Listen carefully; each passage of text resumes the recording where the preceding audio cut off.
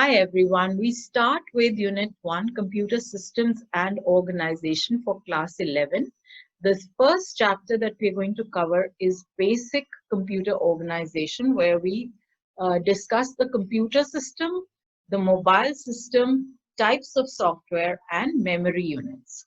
So we start with the computer system, which comprises central processing unit, main and secondary memory, input and output devices. So the input devices could be any of these: the keyboard, the mouse, a microphone, webcam, a scanner, and even your fingertips in case the device is touch screen or a stylus. And each of these will give some form of input to the computer, which will be in turn converted to a binary language and processed, and then an output will be generated. So for the output, we use output devices, which could be any of these: the monitor, printer, plotter, speaker, projectors, television, even the smartwatch. And the output can be derived in the form of text, sound, pictures, graphics, videos, any of these. And this is basically converted in the CPU to a human understandable form and then sent out to the output device. So the CPU consists of three main components: the arithmetic logic unit, control unit, and the memory registers. So it's a chip on the motherboard, a square chip on the motherboard, and it has seen over time a lot of improvement, and that has helped all these devices actually become more efficient. So the arithmetic logic unit performs all the arithmetic calculations and also takes logical decisions. The control unit coordinates and controls the flow of data in and out of the CPU, and it also controls the operations of the arithmetic logic unit, the memory registers, and the input-output unit. We come to memory registers, basically the smallest and fastest memory located within the CPU. Here, the data is stored temporarily. It could be from 32 bits to 64 bits of data, and the speed depends on the number of such registers and the size in bit of each of these. Primary or the internal memory is separate from the memory registers. This is actually connected to the CPU, used for storage of data and instructions. It is divided into small locations. Each of those locations has a unique address, but the size of all these locations is the same. It becomes very easy for the CPU to actually process data because it can easily locate any instruction or data based on the address. So we are talking about one such internal or main memory, that is random access memory, which is a volatile memory. The moment the device is switched off, everything in the RAM is permanently erased, and it is only available for the moment while you're working on the computer. And if there are multiple devices, multiple applications working, the RAM will be able to take care of them. So the bigger the RAM, the more efficient the system becomes. So read-only memory, on the other hand, is a non-volatile memory. There is pre-stored data in it, and that comes from the manufacturer, and it's usually some instructions, and some of these instructions are used to start or boot the computer. And even your washing machines and microwaves have a ROM chip in them. So you can have different versions of ROM. That is, you can have a PROM, and EPROM, and EEPROM, and each of these can actually be programmed and erased and programmed again also. The secondary storage devices are the ones which you can actually change and add more. So the one that comes built in most of the times is the hard disk. In most systems, the hard disk is the one where most of the data is stored on the computer. And it's been there for a long, long time. And so it's seen a lot of improvements. The performance has improved over time. It has inside it a stack of platters with a central axis around which these platters actually revolve, and there's a read-write head to read the instructions or data inside the hard disk. Another secondary storage device is the solid-state drives, which have become very popular in the recent times. And the difference between the solid state drives and hard drives is that the solid state drives do not have platters or read write head or any moving part. It is basically like, a flash memory, and that is basically a chip, and that retains its information even when the power is turned off. And also these are very quick. They're resistant to physical shock. They run silently, so they make for a better storage device. The other very popular storage device is the flash memory, the pen drive, and it's very versatile in that it comes with a USB connector which fits nicely inside your USB slot, and it can be anything from a gigabyte to many terabytes. So a lot of information can be stored on these little tiny devices. But the downside or the problem with them is that if they catch a virus, then you kind of propagate it on a lot of systems wherever you use it.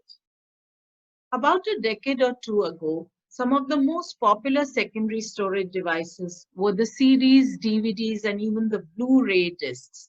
These, however, have become redundant with time. What has become more popular is the cloud storage services. And some of the most popular ones are the Dropbox, the Google Drive, OneDrive, the Amazon Loud Drive, and Mega.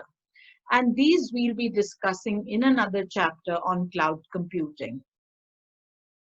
This brings us to the mobile systems. And if you see this particular diagram, you will see that there are multiple processors inside the mobile system, which is understandable given that they are always multitasking. We will look at the processors one by one. So the first processor is the applications processor, which is basically the main hardware component inside mobile phone, and it is also controls the other devices. So the difference between this and the microprocessor is that they're differently packaged. The physical packaging is different. There's also a baseband processor, which is a chip again on the smartphone or tablet that handles the cellular transmission. So any cellular transmission will not happen if you do not have a baseband processor. Then we have something called the power and audio processor. These control the functioning of the speaker and microphone with the help of the applications processor. We also have the digital signal processor, which is used to measure, filter, and compress radio signals. And the radio frequency processor, which we talked about earlier, it works as a transmitter and receiver of audio and radio waves according to the instruction from the other processors, such as the baseband processor. We also have a part called codec, which is coder decoder. Basically, it's used to decode a digital stream or a signal for transmission, storage, and encryption, or decoded for playback. This device also handles the video conferencing streaming that happens. RX and TX refer to the radio frequencies that the phone uses to receive and transmit voice calls. Then we come to the subscriber identification module, which is something that everybody has seen nowadays. That is a tiny chip that is placed on a little card which comes inside your mobile phone, and you get yourself a unique number, and that helps you also make calls. The input and output in a smartphone can happen with various things. They can happen through the touch screen, they can happen through the microphone and the speaker. You can actually be typing out through a key based input device, or you could be using your finger to touch the screen and produce some kind of input, or you could be using a stylus. The touch screen can work with a stylus or your finger, so you cause an interruption on the screen's electrostatic field, and this is detected by the processor of the phone, which will instruct the phone's operating system to trigger an event or some kind of an action. So what are the different types of display screens? So we started off with the LCD, but now we've moved on to OLED and MOLED, that is AMOLED, and Super AMOLED. So these are basically light emitting diodes of different types. Their advantages that the output in brilliant color, they are lightweight, and they kind of provide for good battery life. So some of the technologies are improving as we see. The memory is one of them. The memory is also one of the things that the user looks at when he's buying the computer. And in this case, the read-only memory, or the ROM, is the one which we should look at. Basically, that's the part of the device which stores your files. So this is different from the computer system where ROM just has not much to offer. Here, of course, everything is stored: files, videos, songs, system software, all that gets stored on the ROM. And most smartphones come with 16 GB up to 256 GB of ROM. And the random access memory, or the RAM, is also another part of the mobile phone memory, which is again like the computer system. This one is volatile, and all information is lost when the electric power is cut off. And it basically performs multiple applications and keeps the system software also working together.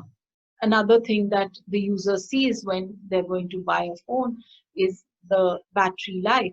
And the lithium-ion batteries are the oldest and the most popular technology for phone batteries. In fact, any changes haven't been possible. The other option is lithium polymer, but that is also lithium-ion polymer, which is almost the same thing, and it is supposedly a little bit better than the lithium-ion battery. We end this part with the mobile operating systems. Basically, they are the ones that run all your applications, and whatever is happening in your mobile is because of the operating system. The two widely used operating systems are Google open source Android, which is a lot of companies use that and change it a little bit for their own customized version, and Apple, which comes with the iOS, used for Apple devices, so it doesn't get used anywhere else. We now come to different types of software, and we've divided this into three, that is system software, application software, and programming software.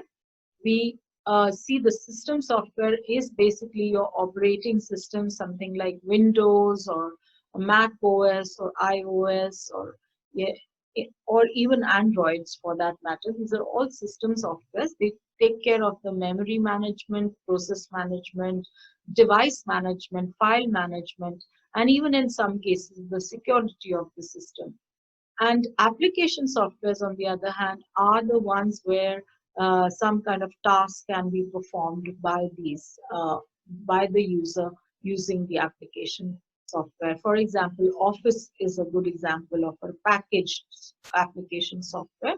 Whereas, if an organization makes their own customized software, then that becomes customized application software. The programming softwares also come with their own, environment, which could include an editor. They could have various libraries. and an interpreter or compiler depending on which one they're going to use. There are also utility softwares like WinZip and Adobe. They come with their version of helping people to do various tasks. We come to memory. So the memory units in digital devices are measured with something called bits and bytes. So bit is the smallest unit, and it can either be 0 or 1. And 8 bits make 1 byte. So as the data is increasing every day, the units are also becoming bigger and bigger. So to start with, we had kilobytes, which is 1024 bytes. And then we had megabytes, which was again 1024 kilobytes. Then we came to gigabytes, terabytes, petabytes, exabytes, and zettabytes. So all these have been are getting used now that data is getting bigger and bigger every day. So that brings us to the end of the first chapter. I hope you understood. And I hope to see you in the next video. Bye-bye.